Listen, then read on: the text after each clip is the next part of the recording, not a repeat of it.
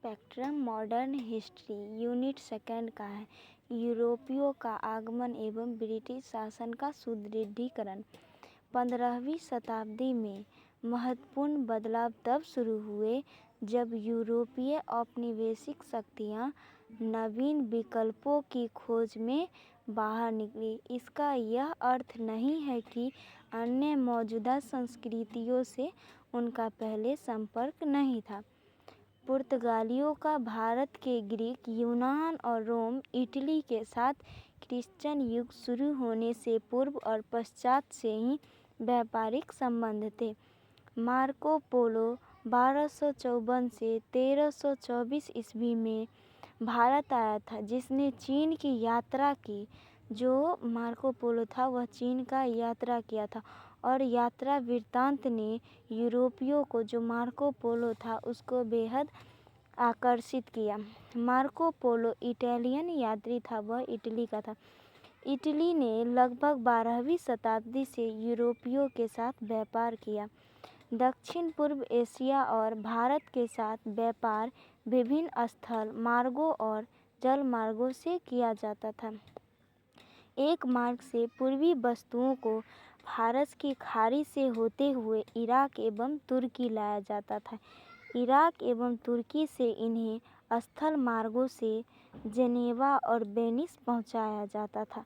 अन्य मार्ग से लाल सागर होते हुए वस्तुओं को मिस्र में अलेक्जेंड्रिया लाया जाता था, लेकिन तब वहां स्वेज नहर नहीं होता था।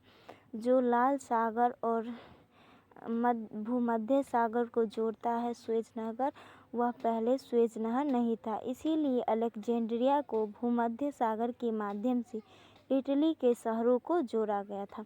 व्यापारिक व्यवसायियों और बैंकरों के उदित हो रहे वर्ग से यूरोप के नवीन मध्य वर्ग का निर्माण हुआ था।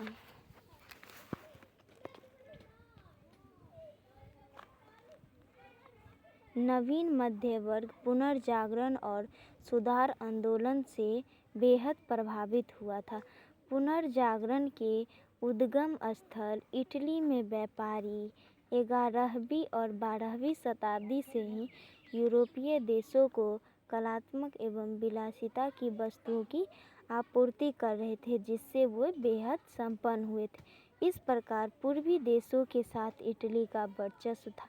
15वीं शताब्दी और 16वीं शताब्दियों में मुद्रण और नक्शा बनाने का कार्य तेजी से विकसित हुआ और कंपास, खगोलीय प्रेक्षणशाला, बारूद बनाने इत्यादि जैसे प्रौद्योगिकी उपलब्धियों ने खोजियों को अत्यधिक सहायता की थी।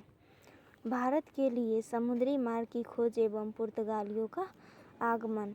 15वीं शताब्दी में भारत में वास्को डी गामा के आगमन से कई शताब्दी पूर्व यूरोपीय यात्री आते रहे थे, लेकिन केप ऑफ गुड होप होकर जब वास्को डी गामा 17 मई 1498 ईस्वी में कालीकट पहुंचा तो इसने भारतीय इतिहास की दिशा को गहरे रूप से प्रभावित किया था।